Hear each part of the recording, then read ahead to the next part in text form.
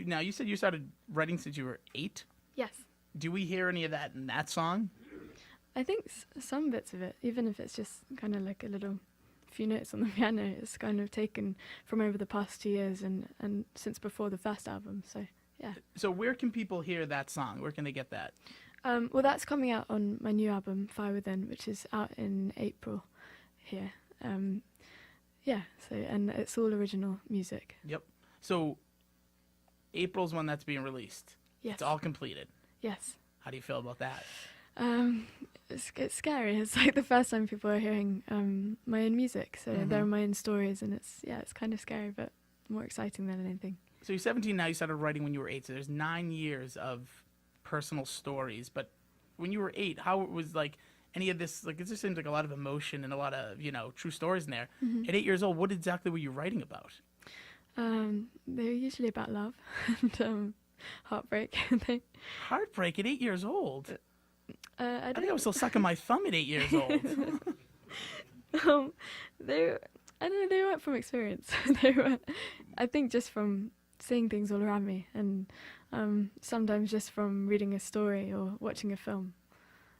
I think a lot of people. You can say it. Do you think you're smarter than us? At 8 years old, like I was watching, like I was still like Barney and Friends. I was a late bloomer.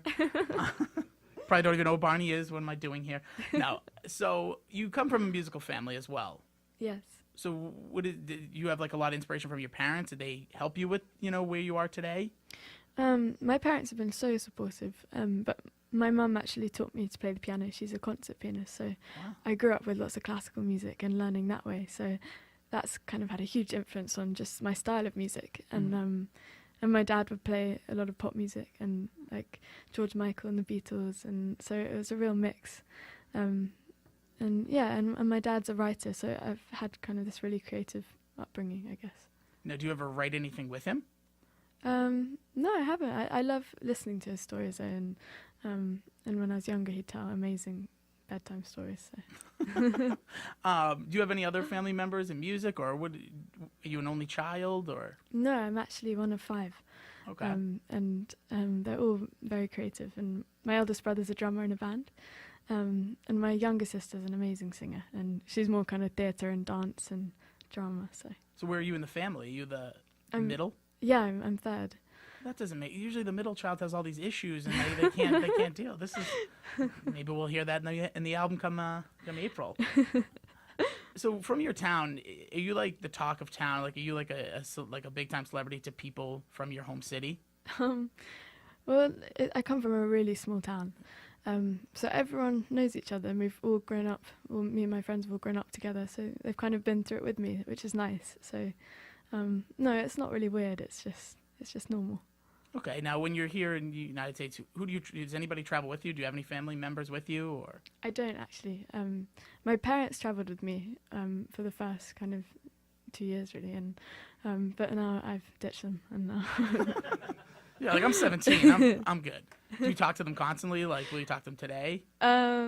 We actually, my parents have just got Snapchat, which we've been Snapchatting a lot, which is a bit weird, but it's okay.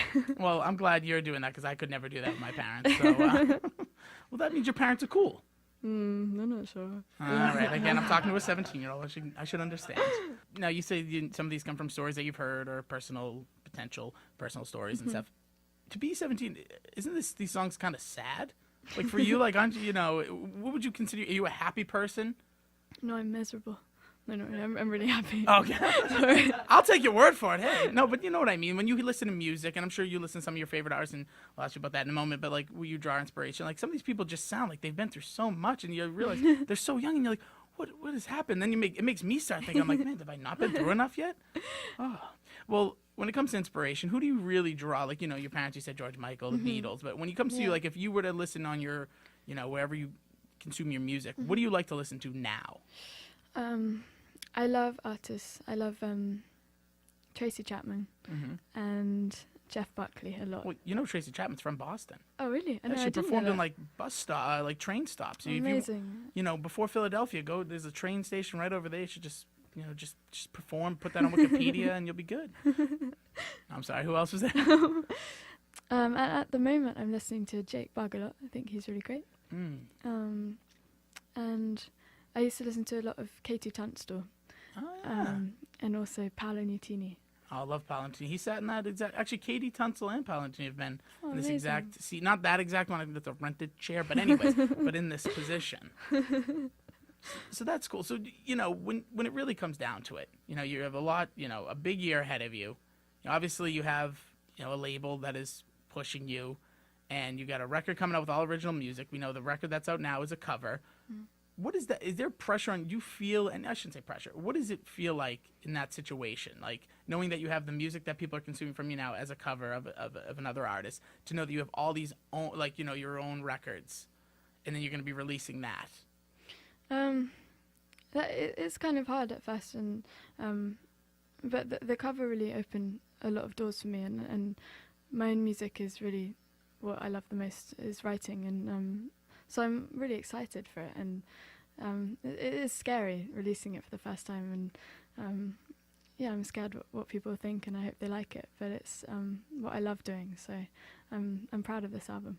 All right, and again, April is is there a title for the? It's called Fire Within. Oh, Fire Within is it's going to be the name of the album. Yes, it's already been released back at home, so it's I've been kind of touring a little bit, and just playing shows with my own music, and it's going well so far. So I'm really excited to release it here. So it's already been released in the UK. Yes. So you could. Is there any way to get or you'd have to have like a legal version of iTunes, wouldn't you?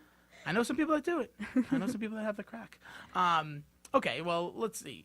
You got a lot going on. You're going to be back in Boston, hopefully, with Christina Perri. Yes, I hope so. Well, we hope so, too. Do we know anything about that? Yes, I got a yes. Yes. Yes, it she'll be is back in Boston. Okay, good. You're going to be playing a room bigger than this, of course. And we wish you nothing but success. This is definitely a really cool story. And we hope, nothing for the best for you and your travels in the United States, as well as, going back home and as the album approaches. Thank you so much. Thanks for having me. Absolutely. Now, if there's one thing you could do, in the United States, is there any goal here, not necessarily musically, just personally? I'd love to play some festivals, just because I played one in San Francisco, which was my first ever festival, and Outside Lands, and I loved it. Yeah. So I'd love to play some more. All right. Well, we'll make sure. I'll make some phone calls later. I don't know where they're going to go, but somebody got in contact with you when you were 12, so you never know what can happen in this world.